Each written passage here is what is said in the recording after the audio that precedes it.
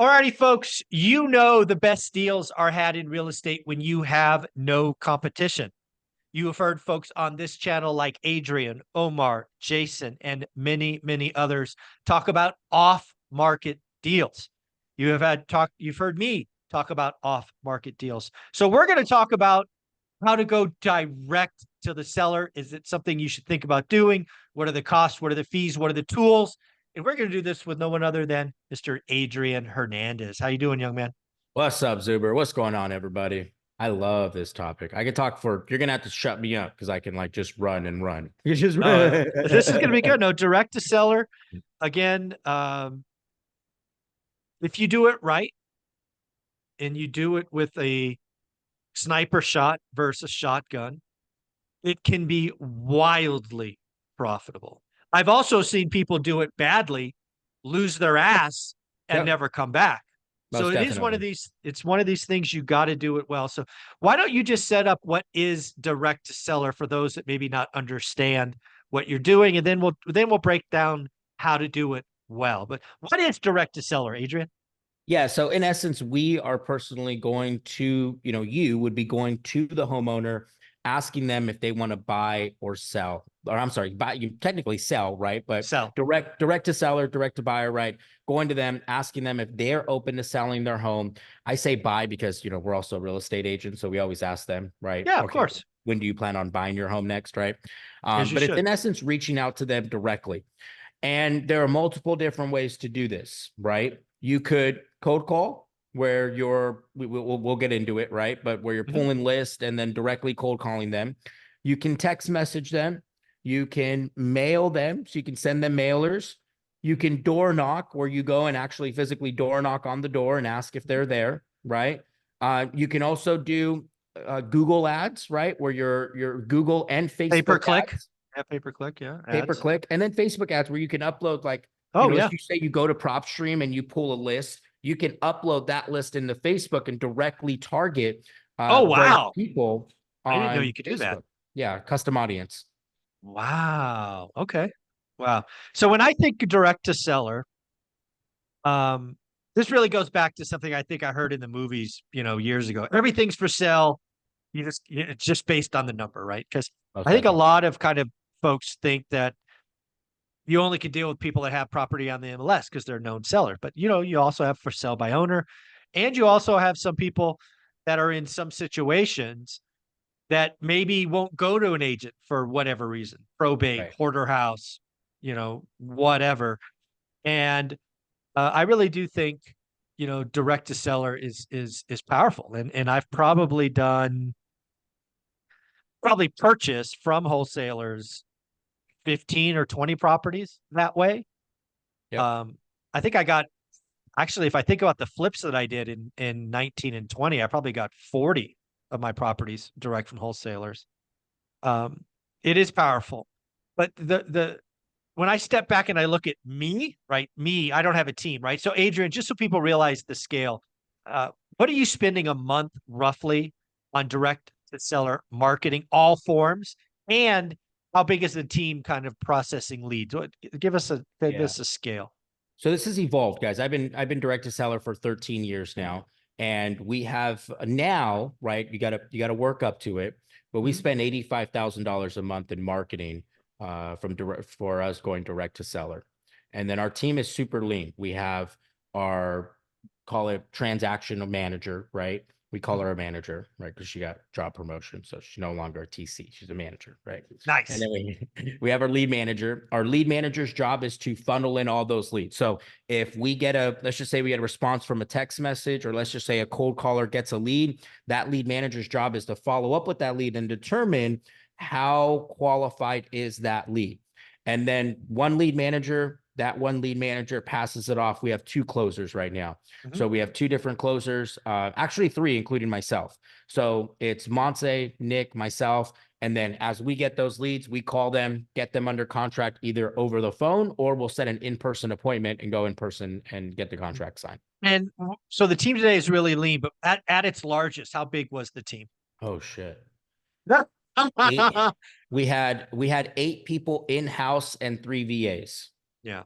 So again, this is definitely something, it's big business, $85,000 a month going out, potentially a team of 8 to 10 folks. But I also want to give you the other side. So I've done direct to seller twice, but sniper. So in Fresno, California, there was a condo community that was going through some yuck. Basically, it got so bad that lenders like wouldn't lend on the properties. Wow. So sellers were very eager to get out. I happen to know the team that was put in place to fix it and address it. I have a relationship with them. I believe that over time they would be successful. So again, I took a gamble. So what did I do? I went to PropStream. I put in that condo community. And what I was looking for was, I guess you would call it non-owner occupied, I think was the search, meaning the tax bill was going to a different address than the property. Right. So I think this condo community, these are rough numbers, was 300. I think I found 75. So I mailed 75 people a letter. I actually mailed them twice. I guess you would call that a drip, but I didn't have a system, didn't have a process. These were just letters Right. that I printed and signed. I got 2 phone calls off the first one, nothing. And I got a lead off the second one that ultimately closed. I had to pay cash. The price point worked. I still own it today. It is the only property I own that has HOA, but that property, I'll just say the numbers. I got it for $28,000. Today, it's been 7 years. It took 3 years to fix the problem. It took 5 years for government financing to come back to the community. It now can be financed. And the property's worth $200,000. Let's go. You say you spent, hold on, did I hear that right? You bought it for $28,000? 28 grand, had to be cash.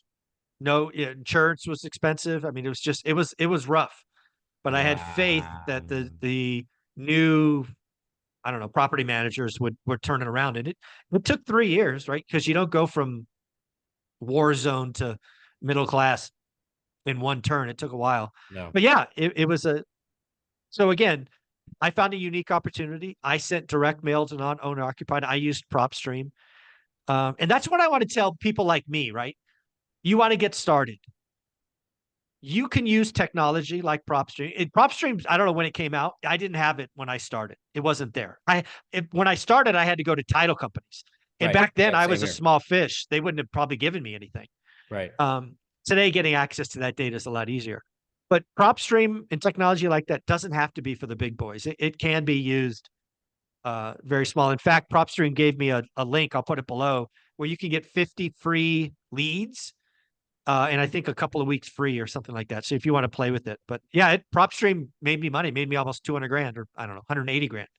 Yeah. Once we started making money, first we went to, well, when I first started cold calling, let's go all the way back to 2011, that none of these existed, right? No, nothing. Yeah. You had Mojo. Mojo did exist at the time, but it was just a dialer. You didn't have a lead store. You didn't have a neighborhood search. And so this is actually good. I'm glad I brought this up. So inside of Mojo, if you guys ever use Mojo as a dialer, they have a feature called neighborhood search where you can literally draw a circle around the neighborhood and pull all that data in that neighborhood and just call that neighborhood. So for the longest time, we were getting lists from title companies, plugging them into data, or plugging that data into Mojo. Then Mojo came out with the lead store. So we would literally just circle prospect around a whole bunch of areas, just say, hey, are you open to selling your home? Are you open to selling your home? And then systems like PropStream came out, and then we would go to PropStream, and then the list would get a little bit more nichier, right? Because at like what Zuber's talking about, that shotgun approach, right? That's what we did a lot at the beginning. It was a lot of shotgun approach. The lists weren't really fine detailed like they are now. And so as different sites came up, when PropStream came up, then we were able to pull like high equity Exactly. absentee owners that lived out of state, right? And that was great data because they lived out of state. They had high equity. They didn't want the property anymore. And then Zuber just mentioned it, list stack. And then over time, now you can list stack. So I'll give you guys an example of what list stack is. List stack is killer. Let's just say you pulled absentee owners. Let's say you pulled probate. let's say you pulled all the properties that had code enforcement, and let's just say you pulled divorces. You could stack these 4 lists on top of each other. And then what the system will do is it will say, hey, Zuber, out of those 4 lists that you just pulled, Adrian happens to be on 3 of those lists. Right. So what's the likelihood of Adrian selling versus some random person that you're throwing on the list just shotgun shooting? And if you guys are spending money in mailers, this is huge, because the Yeah. last thing you want to do is go spend a whole bunch of money blanking in an area and not get a return by it. And you guys, I don't want to say we invested thousands of dollars to learn how to do it the right way. No, that's the key. I want everyone to know, whether you're an individual like me, no team, no marketing budget, if you have an area, or like you have a buy box, it's what I talk about, and you have a theory or a set of criteria, you can now lead stack, right? What you just talked about. And again, out of area owner, high equity, code enforcement, probate, divorce, these not paying your water bill. Oh, water's Right. not bills not being paid. Well, that's probably a good, probably an interesting. But again, I do think um, it's never been easier to be a sniper and just reach out. The one thing I will tell you, because again, Yep. I'm an out of area owner, and I get daily mailers. I don't know if daily. I used to get daily, not much. A lot less wholesalers today than 2 years ago. Um, but the point is, treat your communication like you're communicating with an owner. I think a lot of stuff, and it's a little better today, but 2 years ago, man, it was like they would send you this BS color photo or like black and white photo, basically say your house is a dump, sell it to me for nothing. I was like, man, that's damn near disrespectful. Not going to work. Yeah. No, it's not going to work a lot. Maybe I guess it worked once. I don't know, but yeah, Yeah. yeah. Be respectful. Yeah. Be respectful, and also switch it up too, guys. If you have the money to spend in marketing, don't direct to seller marketing. Don't just do, cold calling, like mix it up. We'll get, I'm looking on the sheet here. Like we have a variety of different, like we have mailer, we have 1, 2, 3 mailer deals that we just got. 1, 2, 3, 4 text deals that we just got. 1, 2, 2 cold calling leads that we just got. Right. 1, 2, 3, 4, 5 PPC deals that we just got. So, all that, mix it up, because when cold calling may not be working for you at that moment, texting will work for you at that moment. And let's just say texting's not working for you, mailing may work for you at that moment. Yeah. So if you guys have that money to spend to diversify, definitely do so. Obviously, there's only so much you can do when you first get started, right? And as Zuber mentioned, best place to go to PropStream, pull an absentee owner, out of state list, pull a high equity list, get a little niche. What I love about PropStream, and I'm not too sure if they have it because I haven't been on in a little bit. They used to have pre-probate. Yeah, they do. Yeah, yeah. And I think so. pre-probate is huge. Now, be careful how you approach them. Okay. Yes. Do not call them saying, hey, we just noticed that somebody in the estate passed. Definitely don't do that. How I approach any list that's sensitive like that is as a just sold or a just purchase. So I'll reach out to Zuber and say, hey, hey, Michael, my name is Adrian. We just bought a property right around the corner from you here in Hesperia. And I'm looking for a few more. I just want to know if you and the family thought about selling 123 Banana Street, right? Real Perfect. non-offensive. As far as they're concerned, I have zero idea that something just happened. Exactly. No, I Right. agree. That's how to do it here, folks, right? And don't come in and say, I saw you had 3 code enforcement issues. No, Yeah, probably not a good idea. no, no. I Yeah. remember doing that. I remember door knocking pre-foreclosures, and I'm like, hey, I noticed they filed a pre-foreclosure on your property, and What? immediately, yeah, because all those, whatever was sitting there baking just immediately came up off of them. Yeah, don't do that. But again, I think direct to seller marketing is a way to go. And again, direct to seller marketing doesn't always have to be about price, right? For a long time, like 2020, 2021, or actually probably 2019, people were scooping up deals because cash was important. Right. I think it'll be interesting. I think over the next couple of years, creative financing could be had via Huge. direct to seller. So keep scaling up, keep trying things. Obviously, it works. What do you call it? ROAS, return on spend, or whatever. Is that what it's called? ROAS, I've never heard that. return on ad spend. I think is what ROAD is. ROAD. Huh. ROAS. I've heard I, Ryan Pineda talk about it, so I, I I, thought it was an industry term. I run all my PPC campaigns. I should know that. I should know that. Return on ad spend. Yeah. Return on ad spend. Yeah. Yeah, that's what it is. So let's think about your marketing. So earlier you talked about spending 85 grand a month on marketing. What do you, I'm curious, what do you hold that money accountable to? Do you want 2x, 3x, 4x? What do you Four, like how much? 4x. All right. So in any given month, I'll just do 100 grand for easier math. Oh, I can do 85. It's fine. So you're spending 85 grand. So you want to make $340,000. That's the goal. Yes. Spend 85, make 340, and off of 340 is where you pay overhead and head count and all the other expenses. Correct. Correct. Yeah. And we're at about a 65% margin profit. Oh, okay. All right. So 400K comes in, again, easy math, 60% profit. So you're netting to your bottom line's 240-ish. About 240, 220, 240 is what we typically hover around. Yeah. Well, Adrian, that doesn't suck. No, it does. But So you gotta do it are the you right saying way, direct though. to seller works? Most definitely. But do it the right way, though, guys. Like pay attention to this video, right? Like don't go out there and spend your money, because we've had months, just talking to my partner Nick about this yesterday. Like we've had months where we've spent 120 grand, 130 grand, and we made zero. Like that has happened, right? When did the market really, really change? I remember the market, what was it, end of 2022? Yeah, remember that you guys bought in December and early 23 was rough.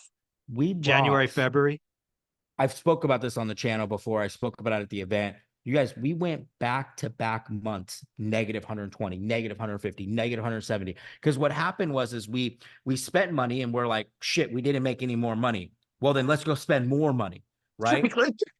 Yeah, let's just double down, right? Literally, let's double down. And then we did that the second month. We were like, shit, that didn't work. Let's do it again. Let's double down again. And we were just hoping and waiting for us to catch a wave, and we never caught the wave. And what ended up happening is we had to tailor our marketing all the way back down to $35,000. We literally went from, at the time we were at 110, 120. We were doing other things that didn't work. And we brought it back down to 30 because I know what works. Cold calling and texting will always work. We brought it back down to 30 and boom, we started hitting 100, 120, 150. And that was able to bring us back up on top of the wave. And then now, obviously we're able to get back to where we were at. But there's always tried and true marketing, and the tried and true marketing is always cold calling, text messaging, and mailers. Tried and true every single time. Those three will always get you out of, they're the basics, right? They're the basics. They'll always get you out of where you want to go. Or I'm sorry, they'll always get you out of what you're stuck in and where you want to go. Yeah, folks, at the end of the day, direct to seller marketing clearly works. You have to run a business. You have to look at the spend versus the return. Again, it can run for a big business like Adrian, or if you are looking to buy as an individual like I am, you can use it like a sniper and just go after very, very targeted buy boxes. So again, PropStream is something I've used multiple times. And to your seller, it's the finance point. Like now what we're doing is anybody that says no to an offer, where it's like, hey, we get it. Just curious, would you be open to being the bank? Exactly. And it was just a little question that we're asking. And I can't count how many leads I have to follow up on right now from this week of people that are like, yeah, we'll talk about it. Right. Yeah. And some are going to work, some aren't, but hey, at least we get another at bat, right? It's another at bat that we didn't have before. No, that's what you're running there is a successful business because of this reason. You're taking every marketing dollar and you're bringing it for everything you can. Yeah. You don't want to sell to me? How about I list for you? How about I do this? How about I do that? And that's how you make it. So yeah, you want the highest return on your marketing dollar, no problem. But a listing is better than zero. Most definitely. Yeah, it's better than walking out that appointment and not getting a contract signed. Either way, we try to get a contract signed. Even if it's a referral because they're moving out of state, we're getting a contract signed. Doing something. Yeah. Adrian, you're amazing. If somebody wanted to reach out, be part of your team, ask questions, how do they follow you? Instagram, guys, at Adrian Hernandez. Let's go. Thanks, buddy.